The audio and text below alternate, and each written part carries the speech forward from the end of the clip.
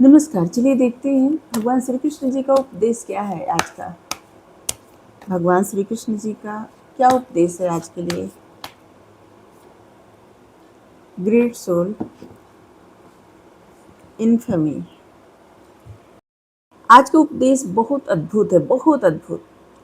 संसार में जितनी भी महान आत्माएं हैं उनका जीवन बहुत ज़्यादा कठिनाइयों से भरा हुआ था। सबकी जीवनी पढ़ते हैं आप सब ना, तो उनका जीवन आसान तो नहीं था। श्री कृष्ण जी का ही जीवन देखिए, आसान था क्या? राम जी का जीवन, जिनका भी जीवन देखिए, सीता माँ का जीवन, राधा का जीवन, सती माँ का जीवन, और वैसे भी जितने मनुष्य जन्म लिए हैं, महान आत्माएं, महान सोल, ये तो दिव्य आत्माएं, महान सोल जितनी हैं उनका भी जीवन बहुत कठिनाइयों से भरा हुआ था, आसान नहीं था।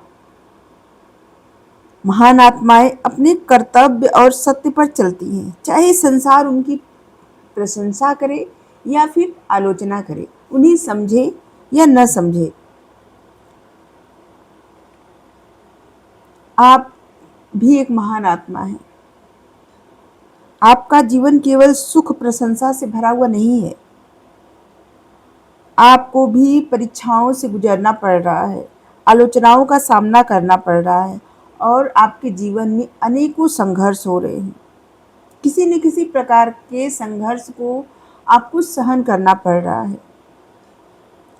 भगवान श्री कृष्ण जी आपको याद दिला रहे हैं कि अगर आपका मार्ग आध्यात्मिक है, यदि आप प्रेम, सत्य और सेवा के रास्ते पर चल रहे हैं, तो लोगों की राय अधिक महत्वपूर्ण नहीं होनी चाहिए आपको। ठीक है? आपको सिर्फ अपने आत्मा की सच्चाई पे चलना है। आपकी आत्मा क्या चाहती है, आपकी सोल क्या चाहती है, वो आपके लिए ज़्यादा महत्वपूर्ण है। आपके भीतर की जो सच्चाई है ना, सत्य, उस पे आपको चलना है। इस समय कुछ लोग आपको समझ सकते हैं, कुछ लोग नहीं समझ सकते। दूसरों के विचार, दूसरों की आलोचनाएं या फिर गलतफहमियां आपके मन को प्रभावित कर सकती हैं, लेकिन अपने मन को प्रभावित होने मत दीजिए। आपको हर चीज में बैलेंस रखना है, समभाव रखना है। सम्मान अपमान में भी, यश और अपयश में भी मन को स्थिर रखिए, दोनों को समभाव से देखिए। अगर आपका किसी भी तरह से अपमान हो रहा है, वैसे तो किसी का अपमान होता है तो उसे बुरा लगता है, लेकिन एक क्षण के लिए सोचिए, एक क्षण के लिए किसका अपमान हुआ है? आपके शरीर का? नहीं, ये तो टूल है।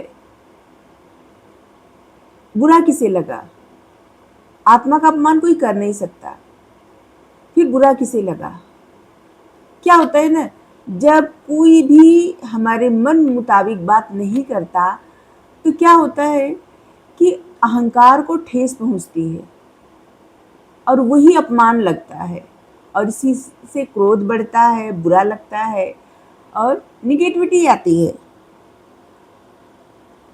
जब कोई काम बहुत मन से किया जाता है किसी के लिए, और ये उम्मीद के साथ कि वो इंसान बड़ाई करेगा, प्रशंसा करेगा, लेकिन अगर कोई इंसान उस काम में नुक्स निकाल दे या फिर आपकी सराहना न करके बल्कि कुछ ऐसा कर दे कि आपने मतलब बुरा किया, तो ये अपयश है। मतलब यस करने गए, अपयश। इससे भी अपयश किसको मिला? शरीर तो एक टूल है। बुरा किसको लगा जो अपयश मिला? मन को, मन के अहंकार को बुरा लगा।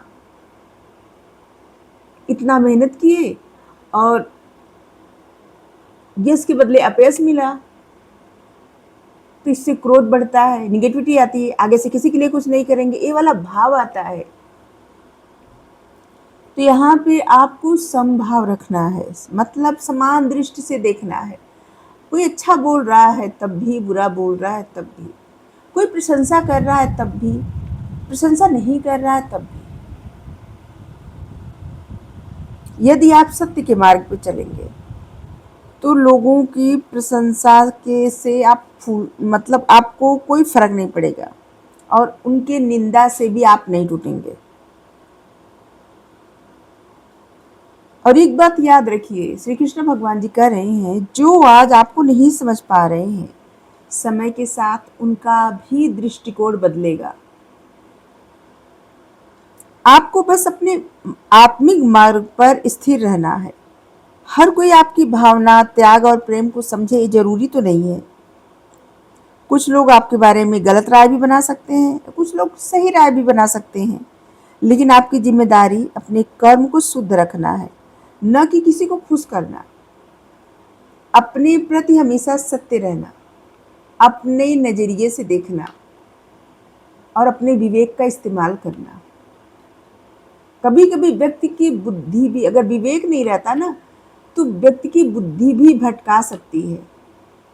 लेकिन हर चीज आपके भीतर जो बैठे गुरु है ना, वो जो बताते हैं ना, अंदर से एक आवाज आती है क्या सच है, वो जरूर मानिए।